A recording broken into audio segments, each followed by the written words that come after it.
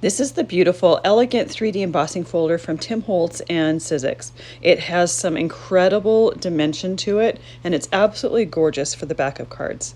To use it, I like to mist my paper a couple times on each side lightly before putting it in the embossing folder and then putting it through my Sizzix Big Shot machine. If you have a Big Shot machine, you only need to use one plate with the multipurpose platform with the top tab open. And did you see that incredible dimension that folder created on that paper? Because I mist my paper before embossing it, I do let it dry completely before doing any techniques on it.